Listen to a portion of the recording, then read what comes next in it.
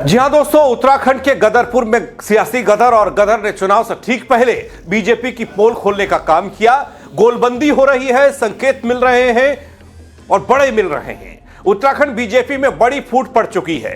भारी गुटबाजी से इनकार यहां किया नहीं जा सकता। जो लोग कहते हैं वो बेईमानी करते हैं, क्योंकि अब यहां सब खुलेआम हो रहा है।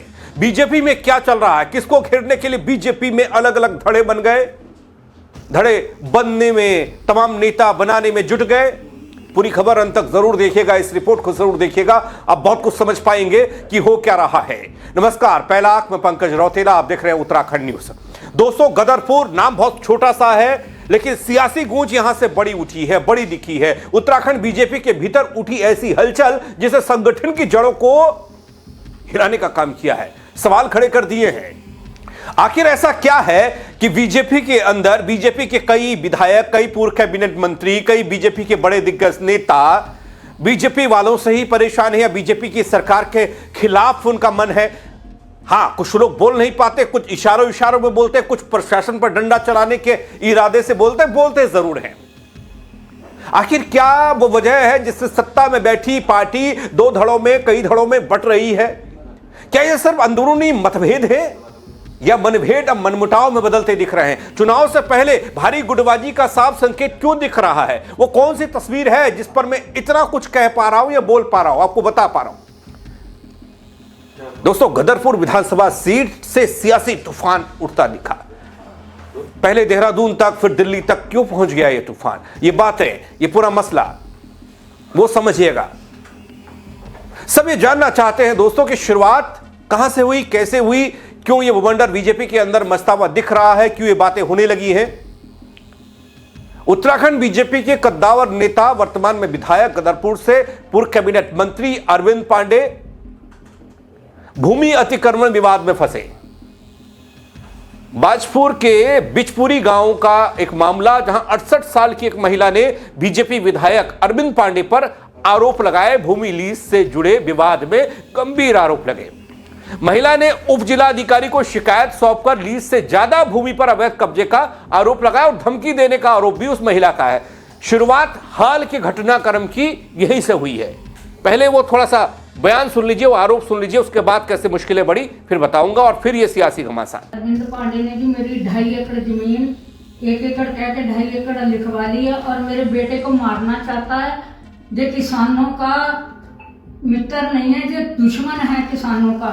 जहाँ गरीब देखता है ये वहीं हमला करके उनकी जमीन छीन लेता है और हमें और मेरे बच्चों को अरविंद पांडे से बचा लीजिए। मेरी हाथ जोड़ के ये ख्वाहिश है, सर जी हमें मार डालेगा, हमें बचा लो, हमें जो मार देगा अरविंद पांडे। मेरी धामी जी से ख्वाहिश है कि हम गरीब आदमी हैं, हमें बचा लो। हमारी धामी सरकार से बेनती है कि हमें माँ बेटों को और हमारी बहन को हमें इस आर्विंद पांडे से बचा लो। हम सब किसान संगठनों से अनुरोध करते हैं, हम धामी सरकार से अनुरोध करते हैं। यह किसानों का सबसे बड़ा दुश्मन है, यह अरविंद पांडे नहीं है, आँख मूंद पांडे है। इससे हमें बचा लो। ये नहीं, हमें न्याय नहीं मिलेगा। हम इस अरविंद पांडे के घर पर जाकर, इसके भाई के दरवाजे पर जाकर आत्महत्या कर लेंगे। वैसे ये मामला तो अब का है दोस्तों, अभी का है, ताजा है, जिससे बीजेपी के विधायक अरविंद पांडे की मुश्किलें बढ़ी। वैसे इससे पहले तमाम मामलों पर अरविंद पांडे तमाम छोटे बड़े मसलों पर बयानबाजी कर प्रशासन के कंधों पर बंदूक रखकर सरकार को घेरने का काम कर चुके हैं। इशारों में कटघरे में कामकाज को खड़ा कर चुके हैं। इससे इस मामले में ट्विस्ट तब आता है जब अरविंद पांडे सरकार प्रशासन को घेरते दिखते हैं, कहीं इशारों में, कहीं ऐसे, कहीं वैसे। उसी बीच अरविंद पांडे के घर पर अतिक्रमण हटाने का एक नोटिस चस्पा होता है उनके कैंप कार्यालय को लेकर। फिर नई चीजें, नई बातें निकलकर सामने आती हैं कि पिछले कई चुनाव इस कार्यालय से लड़ने वाले अरविंद पांडे का यह कार्यालय अचानक से अतिक्रमण वाला कैसे हो गया, अवैध तरीके से कैसे बन गया, इससे पहले क्यों कार्रवाई नहीं हुई, इसको लेकर मैं बता चुका हूं आपको खबर। इस पूरे प्रकरण से अरविंद पांडे नाराज दिखाई दिए, खफा दिखाई दिए, क्योंकि उनको भी शायद उम्मीद नहीं होगी, क्योंकि आज तक तो ऐसा हुआ नहीं था। इसी कैंप कार्यालय से वो चुनाव लड़े, कैबिनेट मंत्री बने, कई बार विधायक बने। फिर इसके बाद एक पत्र आता है और वो पत्र तहलका मचाता है, हड़कंप मचाता है। हालांकि यह पत्र गढ़वाल मंडल के नेताओं की तरफ से कुमाऊं की ओर धात लगाने वाला था, सियासी घात लगाने वाला था। बीजेपी के 2 सांसदों के नाम, 2 विधायकों के नाम इस पत्र में थे और मुलाकात होनी थी अरविंद पांडे से। कार्यक्रम का यह पत्र था। उत्तराखंड के सियासी गलियारे में एक बार फिर से हलचल मचा देने वाला यह वाकया और यह पत्र, यह लेटर। आगे देखिए कैसे बीजेपी वाले ही बीजेपी वालों को ठिकाने लगाने का काम कर रहे हैं। इससे पता चलता है अरविंद पांडे को मिलने का समर्थन, यानी कि मुलाकात होगी, अरविंद पांडे के दुख दर्द को समझा जाएगा, क्योंकि वो सरकार के इस फैसले के खिलाफ, प्रशासन के इस फैसले के खिलाफ है जो उनको नोटिस दिया गया है। एक तरफ ये बात हो रही थी कि उत्तराखंड में केंद्रीय गृह मंत्री अमित शाह हरिद्वार पहुंच रहे हैं, उत्तराखंड पहुंच रहे हैं, तैयारियां इसकी थी। दूसरी तरफ एक और खबर निकलकर वहीं हरिद्वार से आई कि बीजेपी के 4 बड़े नेताओं की मुलाकात अरविंद पांडे से उसी दौरान होगी जब अमित शाह हरिद्वार में होंगे।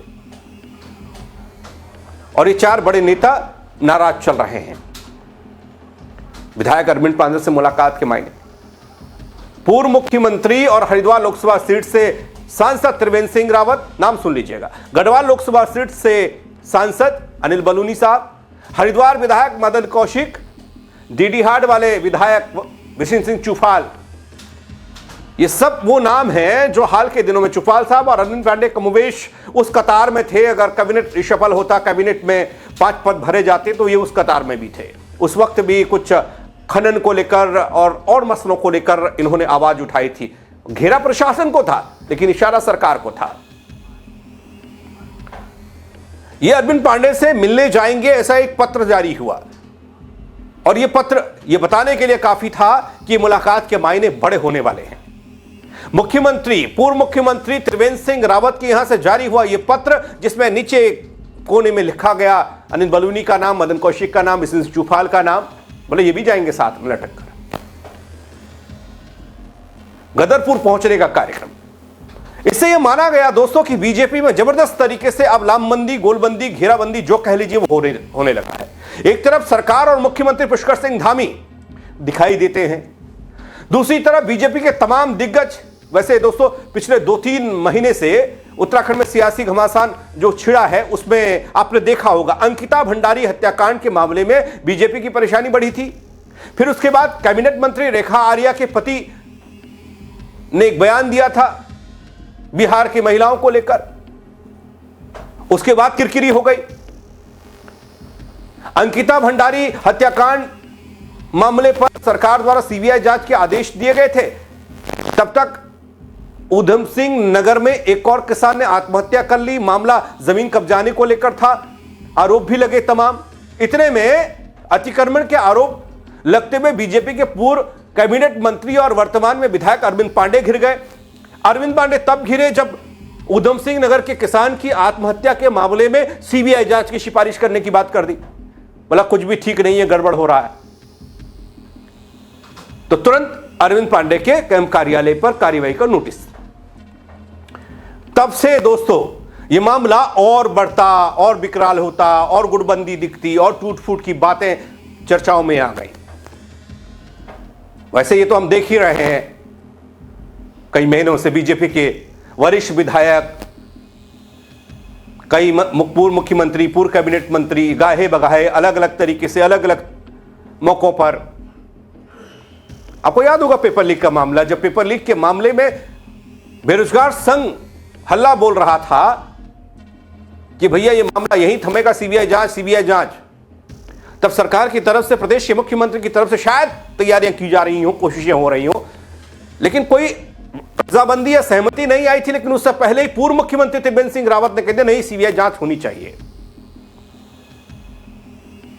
समझिए इस चीज को भी। और उसके बाद अब का ये घटनाक्रम, ये लगाए बगाए आती रही हैं चीजें, नाराजगी वाली खबरें भी आती रही हैं। धामी सरकार के खिलाफ दिए गए बयान चर्चाओं में रहे हैं।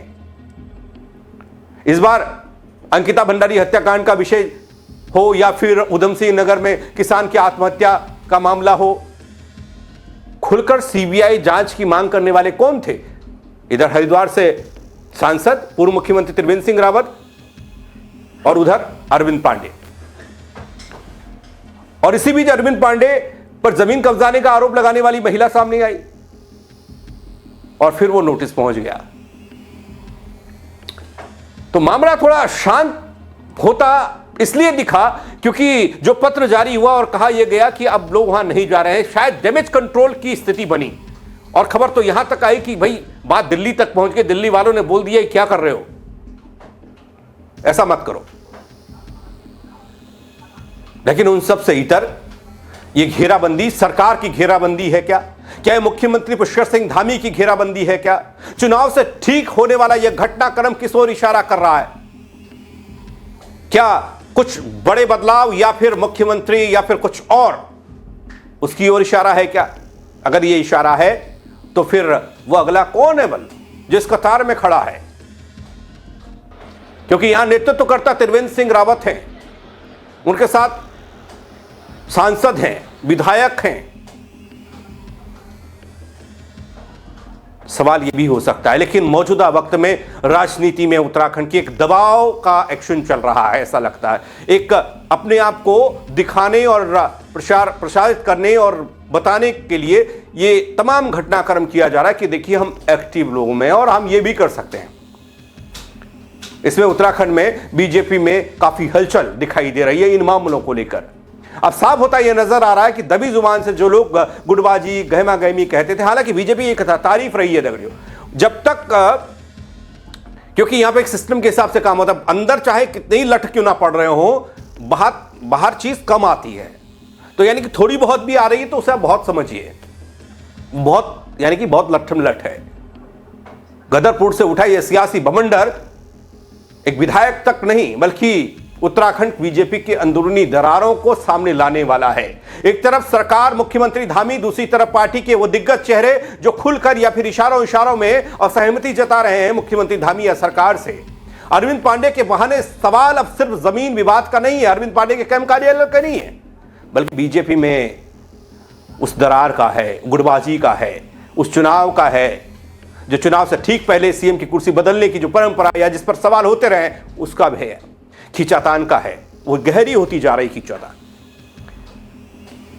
अब आगे क्या होगा वक्त बताएगा, लेकिन मौजूदा वक्त में बीजेपी में अलग अलग धड़े होते दिख रहे हैं। आप क्या कहेंगे? आपको क्या समझ आता है? अपनी राय जरूर दीजिएगा, कमेंट के जरिए बताइएगा। मेरे साथ जुड़ने के लिए बहुत शुक्रिया। खबर को शेयर कीजिएगा। जय उत्तराखंड दगड़ी।